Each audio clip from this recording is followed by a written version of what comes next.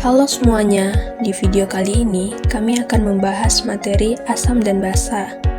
Seperti yang kita ketahui, di kehidupan kita sehari-hari, berbagai makanan yang menggoda selera seperti irisan jeruk lemon yang segar, irisan tomat merah yang berair, semangkuk sup miso yang hangat, segelas jus jeruk yang berwarna cerah, dan sepotong kue coklat yang lezat.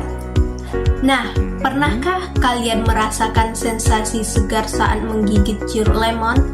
Atau merasakan sensasi hangat dan gurih saat menyantap semangkuk sup miso? Perbedaan rasa dan sensasi ini berasal dari sifat asam dan basa yang terkandung di dalam makanan. Seperti yang kita ketahui, asam dan basa adalah dua sifat penting dalam ilmu kimia yang memiliki peran penting dalam kehidupan sehari-hari termasuk dalam dunia kuliner. Ciri-ciri asam ialah 1. Cenderung memiliki rasa asam. Kedua, pH kurang dari 7. Ketiga, asam bisa menghasilkan ion H+ bila dilarutkan ke dalam air. Sedangkan ciri-ciri basa ialah 1. Cenderung memiliki rasa pahit. Kedua, pH lebih dari 7. Yang ketiga, menghasilkan ion OH- bila dilarutkan di dalam air. Contoh asam dalam makanan seperti jeruk, tomat, nanas, cuka, dan yogurt. Sedangkan contoh makanan basa yaitu bayam, brokoli, alpukat, pisang, dan kentang. Istilah asam basa sudah dikenal sejak dahulu oleh para ahli. Pada tahun 1777, Lavoisier menyatakan bahwa oksigen adalah unsur utama dalam senyawa asam. Namun, pada tahun 1808, Humphrey Davy menyatakan HCl itu bersifat asam, walaupun tidak mengandung oksigen. Pada akhirnya, Arrhenius mengajukan teori asam basa, di mana asam adalah zat yang melepaskan ion H+ dalam air sehingga konsentrasi H+ dalam air meningkat. Sedangkan basa adalah zat yang melepaskan ion OH- dalam air sehingga konsentrasi OH- dalam air meningkat. Dari contoh tersebut, kita dapat melihat HCl sebagai suatu asam dan NaOH sebagai suatu basa, di mana senyawa HCl ketika direaksikan dengan H2O atau air, HCl melepaskan H+ dan berikatan dengan H2O membentuk H3O+. Bagaimana jika senyawa tersebut mengandung 2H seperti H2SO4? Berbeda dengan HCl, H2SO4 akan terionisasi sebanyak 2 kali disebabkan oleh H2 yang dimilikinya, di mana H2SO4 akan melepaskan terlebih dahulu satu H+-nya dan terikat kepada H2O membentuk H3O+. Kemudian HSO4- akan bereaksi kembali dengan molekul H2O membentuk H3O+ dan SO4-. Sehingga dapat dilihat reaksi totalnya di mana H2SO4 direaksikan dengan H2O akan menghasilkan H3O+ dan HSO4- yang menandakan lepasnya satu H+ pada H2SO4. Kemudian HSO4- akan melepaskan satu H+-nya kembali membentuk H3O+ dan SO42-, di mana reaksi totalnya yaitu H2SO4 ditambah 2 molekul H2O menghasilkan 2 molekul H3O+, ditambah SO42-. Sedangkan pada basa, yaitu pada senyawa NaOH, ketika direaksikan dengan air, NaOH melepaskan OH-.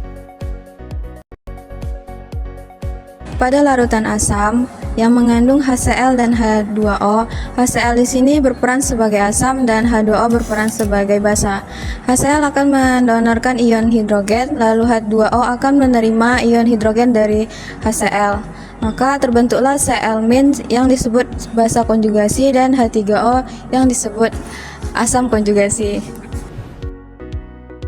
Nah, selanjutnya yang ketiga yaitu teori asam basa Lewis.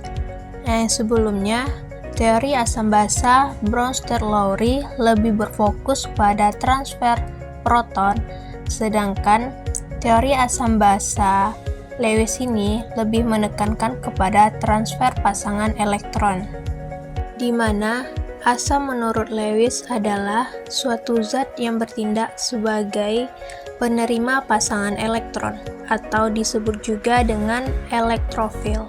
Sedangkan basa menurut Lewis adalah suatu zat yang bertindak sebagai pemberi pasangan elektron, atau donor pasangan elektron yang dikenal juga dengan nukleofil. Nah, kita contohkan dengan NH3 dan BF3. NH3 dan BF3 ini akan berikatan membentuk ikatan kovalen koordinasi, di mana yang dipakai untuk berikatan adalah pasangan elektron bebas yang dimiliki oleh atom nitrogen. Nah, lihat skala ini. Para ilmuwan menggunakan skala yang disebut dengan skala pH untuk memeriksa seberapa asam atau basa suatu larutan. Nah, pH ini berkisar dari 0 sampai 14. Dengan pH 0 sampai kurang dari 7 adalah asam, pH lebih dari 7 sampai 14 adalah basa. Sedangkan pH 7 adalah netral. Nah, baiklah, kita akan menentukan pH beberapa larutan yang kita temui dalam kehidupan kita sehari-hari. Nah, yang pertama, mari kita lihat minuman susu. Susu adalah minuman yang sering kita konsumsi setiap hari. Setelah kita uji, ternyata pH susu menunjukkan angka sekitar 6. Ini menempatkan susu pada kategori sedikit asam, atau lebih tepatnya mendekati netral. Meskipun sedikit asam, pH 6 ini sangat cocok untuk sistem pencernaan kita dan menjadikannya aman untuk dikonsumsi secara rutin. Selanjutnya kita melihat suatu pH dengan menggunakan pH universal. Di sini telah disediakan satu gelas susu yang kemudian akan diukur menggunakan pH universal. Di mana pertama pH universal akan dicelupkan ke dalam susu dan ditunggu beberapa detik. Kemudian diangkat, lalu dibandingkan warnanya dengan pH 0 sampai 14. Di mana di sini pH susu itu 6. Selanjutnya, mari kita coba minuman kopi.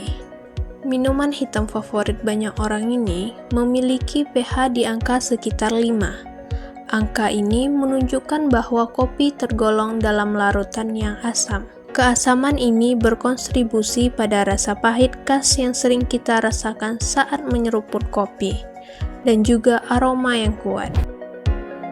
Kemudian mengukur pH kopi dengan pH universal, di mana kertas universal kita ambil lalu dicelupkan ke dalam kopi dan didiamkan sebentar.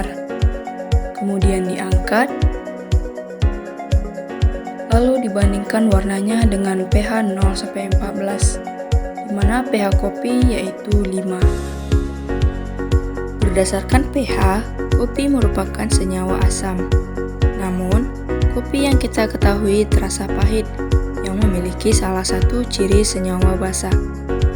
Nah, kenapa hal ini bisa terjadi?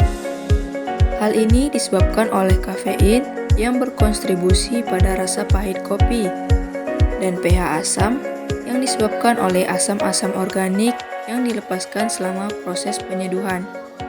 Beralih dari asam, sekarang kita akan menguji larutan yang bersifat basa. Kita punya sabun. Kita tahu sabun terasa licin di tangan kita saat kita mencuci. Nah, setelah diukur, ternyata sabun memiliki pH di angka sekitar 10. Angka ini jelas menempatkan sabun sebagai larutan basa yang cukup kuat. Sifat basa inilah yang memungkinkan sabun efektif dalam mengangkat minyak dan kotoran dari kulit ataupun permukaan. Kemudian mengukur pH sabun dengan kertas universal, di mana pH universal dicelupkan lalu ditunggu beberapa detik, kemudian diangkat dan dibandingkan warnanya. Dapat dilihat pH sabun yaitu 10. Akhir, kita punya pemutih. Pemutih adalah bahan kimia rumah tangga yang sangat kuat. Saat kita mengukur pH-nya, hasilnya mengejutkan. Pemutih memiliki pH sekitar 12. Ini menjadikannya salah satu larutan yang sangat basah dan bahkan dapat bersifat korosif jika tidak ditangani dengan benar. Sifat basah yang ekstrim inilah yang membuat pemutih sangat efektif dalam membunuh kuman dan menghilangkan noda. Kemudian mengukur pH pemutih menggunakan kertas universal. Dapat dilihat pH dari pemutih adalah 12, yang menandakan pemutih merupakan basa kuat. Sekian penjelasan tentang materi asam basa yang dapat kami sampaikan.